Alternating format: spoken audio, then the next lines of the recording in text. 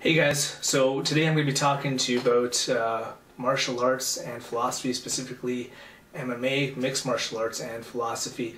I come from a traditional martial arts background. I studied things like karate, aikido, taekwondo, and started back in the 80s with martial arts, and now today I'm a big MMA fan, and I do practice the more modern arts like Thai boxing and submission mountain wrestling.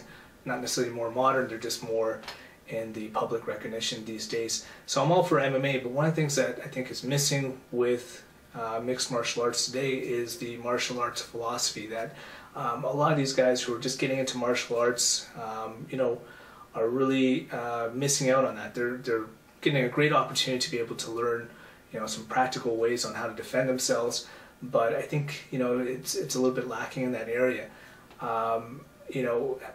Of course, that's because mixed martial arts, MMA, is a sport primarily, and and it really was meant to break down those traditional structures that we did have. But it's a shame that part of that's been thrown out, because definitely when I observe most mixed martial arts clubs today, it's quite different from the traditional background that I come from. But again, I'm still all for it. I mean, it's not necessarily a good thing or a bad thing. Take it for what it is, but there is, I think, some element that could be added to that.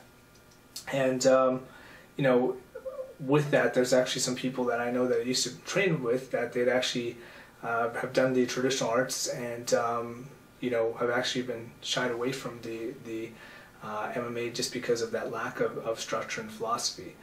So when I talk about martial arts philosophy, what I mean by that is more the character building aspect of martial arts as it relates to things like the code of Bushido. There's also the aspect of Zen in martial arts, cultivating the Zen mind, which is a totally different and more complex and debatable subject. So I'm not going to be talking about that. So to me, even though I do training today, which is more closer to MMA, I still take a lot of things that I learned from traditional martial arts and use it as an opportunity to grow and build myself, because really I'm not interested in violence or fighting. Actually, for the most part, I'm not, I'm against it in terms of, aside from the sport aspect, but I'm not a violent guy. But I've always been attracted to martial arts because it helps to build your principles as a person. And there's some of the things that I think that I still take away with training every day.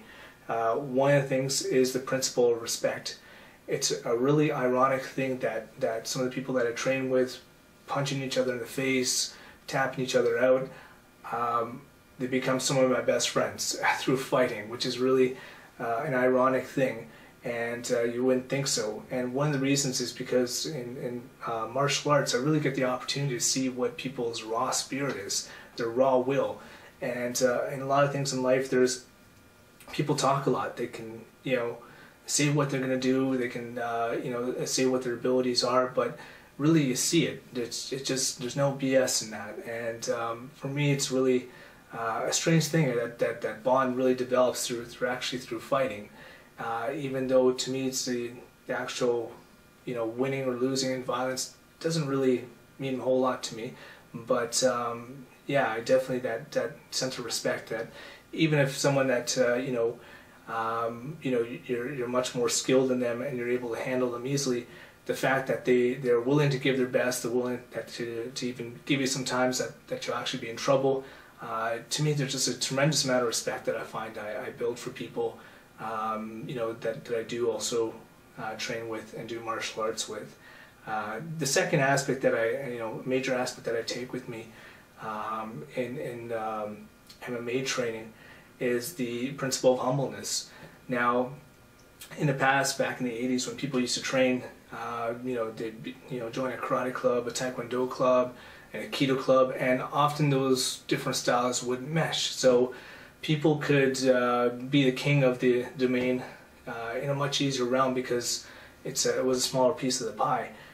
With that, also built this false sense of illusion. So often people got into this whole aspect of really, being a big fish in a small pond and cultivating that attitude, which is sort of weird too, because even though people, the traditional philosophy in martial arts was proposed, you know, people are people and their egos get big. But with MMA, you know, there's just really just so much to learn. I mean, and every fighter, every martial artist has an Achilles heel. I mean, even guys like George St. Pierre, Anderson Silva have their Achilles heel. I mean, they've yet to been, you know, fully exposed yet. Well, you know, Matt Serra might have exposed it with GSP, and Chael Sonnen with Anderson Silva. But, you know, everyone has, you know, a bad day, they have their Achilles heel. And MMA, there's just always just so much to learn. Now, like, I actually used to do wrestling, and for the most part, was always very confident in my ground skills.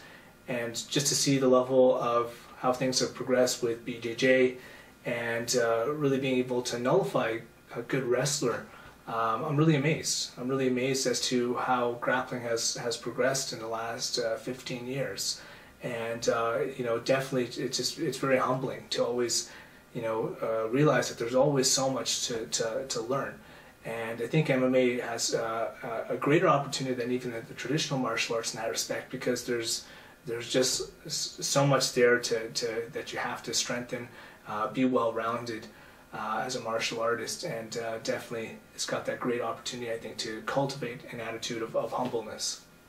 And the other thing that's also I try to take with me is, you know, facing life in terms of its struggles, and, you know, martial arts and fighting, all those things is really just a form of struggle. And really, how do you handle struggle? How do you handle defeat? How do you handle setbacks? I mean, we all have our bad days where we don't perform as well as we should have, or we have an exposed weakness that we need to work on.